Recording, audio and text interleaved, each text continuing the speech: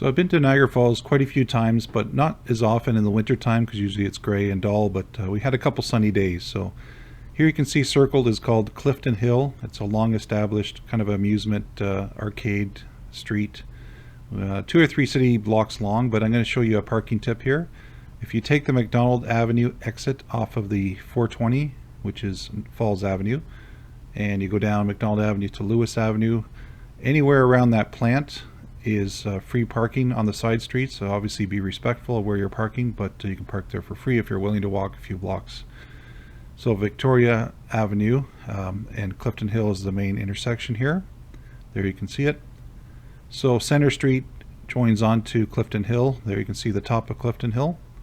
And a lot of these buildings have been around for quite a while. They just changed the facade and put different amusements inside, but a lot of popular attractions, some better than others, I gotta say, but Victoria Avenue has a lot of restaurants, whereas Clifton Hill has a lot of amusements and arcades. So you have to kind of pick and choose your which ones you want to see. Do a bit of research before you go in or you visit the area. And there you can see the Sky Wheel just to the right. I'll get to that in a second. But there's fast food areas along here too if you're just grabbing something quick. But most of the better restaurants are up on Victoria Avenue and further away. There you can see some of the chains, some American, some Canadian.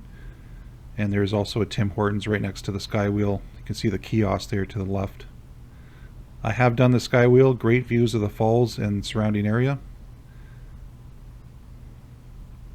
And it's enclosed capsules. And of course there's always screaming and different sounds going on, and in the summertime it can get quite busy. So it wasn't too busy this day, but it was a sunny day, so it became busy later on. Okay, lots of gift shops, arcades, a few rides, amusement rides as well. There is a little brewery down the street. So I have a funny story. Back in the 70s, I think it was about 5 or 6, but they used to have a car very much like this, an old cop car, and they would put a dummy in it in the driver's seat. So one day we were walking along and I didn't know it was a real person, but of course they put an actor in there. And as soon as I came up to the window, he suddenly turned his head and I was scared to death. And of course that traumatized me for the rest of my childhood. So anytime we were in that area, I had to stay well clear of that car. So it was kind of a funny story. So yeah, I would encourage everyone to do a little bit of research before you go into some of these places, because your little kids can certainly get traumatized. So just from looking in the windows sometimes.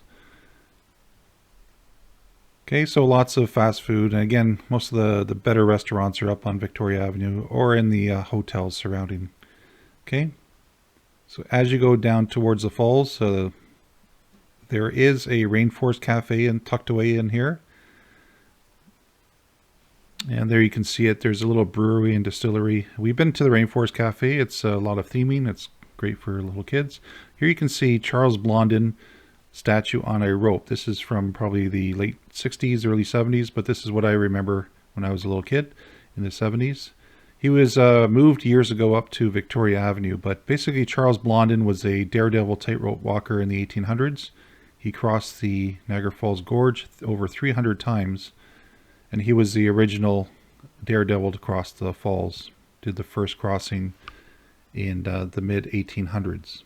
And at the bottom of Clifton Hill before the parkway is hard to see from this view, but kind of a traditional style garden with all topiary and hedges. And they actually filmed a episode of Regis and Kathy Lee here years ago. It has great views of the falls, so I encourage you to check out that park sometime, especially in the summertime, but also the winter. So here you see some views of the falls. Really beautiful this time of year.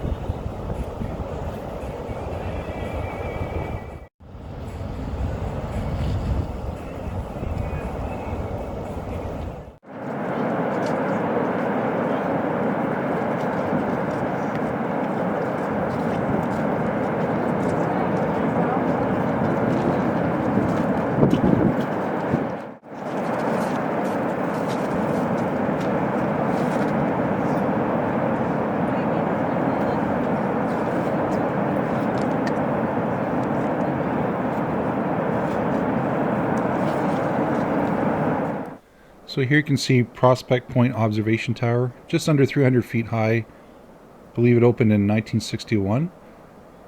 So people will take an elevator down to the gorge and load the Maid of the Mist, which is their version of their scenic boat tour that goes right up to the Horseshoe Falls. And on the Canadian side, we have a different cruise line that does that. But really beautiful to see how everything gets coated in ice and snow this time of year.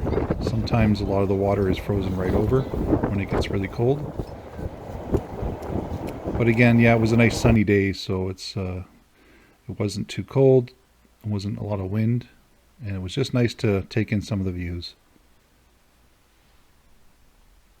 There you can see to the left the zip line, which was a fairly new attraction from a few years ago, and it kind of goes down to this area. They have a platform in the summertime, so you can take a zip line all the way down to a platform and obviously get some great views along the way. So as you get closer to the Horseshoe Falls, you'll see things start to get coated in ice and snow. So just be careful, it can get a little bit slippery, but they do a good job of coating the sidewalks with sand and salt. But it's interesting to see how everything gets coated in ice.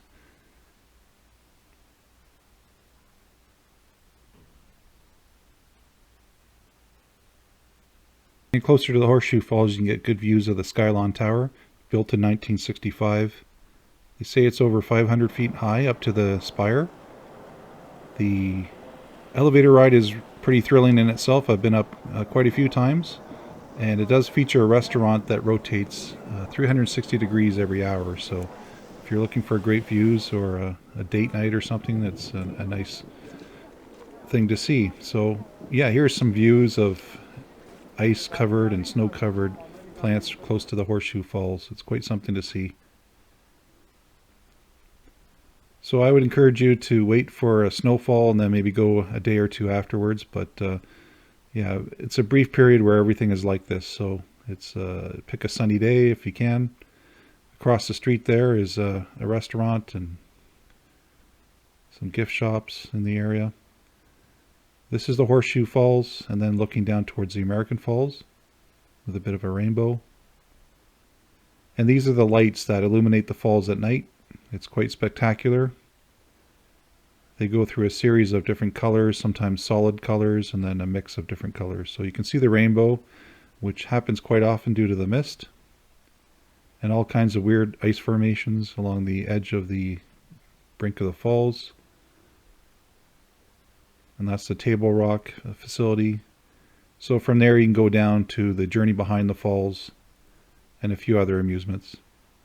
Large gift shop and bit of shopping inside the Table Rock area. And then behind that is the Incline Railway. But yeah, I encourage you to just take your time, look around. It's quite spectacular to see it any time of year, but especially in the winter time.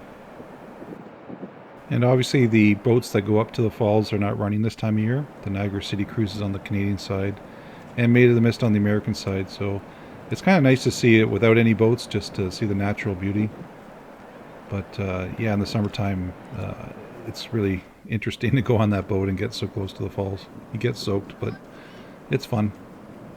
So oftentimes, yeah, you'll see a rainbow.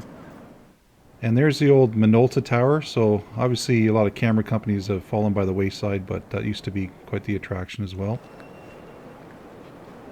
And it's neat to see all the thick layers of ice on the railings. So obviously a great spot for pictures. The Table Rock facility behind where I was shooting does have an observation platform, so you just walk up some steps and you can even get better pictures from there. You kind of avoid the crowd and get some overhead pictures. So make sure you dress appropriately. It wasn't very windy this day, but sometimes the wind, if it's blowing just right, you can get quite soaked from the mist. So just keep that in mind. So great to see all the ice formations. And there you can see some of the hotels, some observation towers, and of course there's the Falls View Casino, which is popular. At night there's the Winter Festival of Lights, so from mid-November till about the third week in February, there you can see one of the figures that lights up at night. So at the park, at the base of the parkway, and over in Dufferin Islands area, at night, every night it does light up, and it's quite a sight to see as well. So thanks for watching, everyone. Stay tuned for more videos. Please subscribe, and bye for now.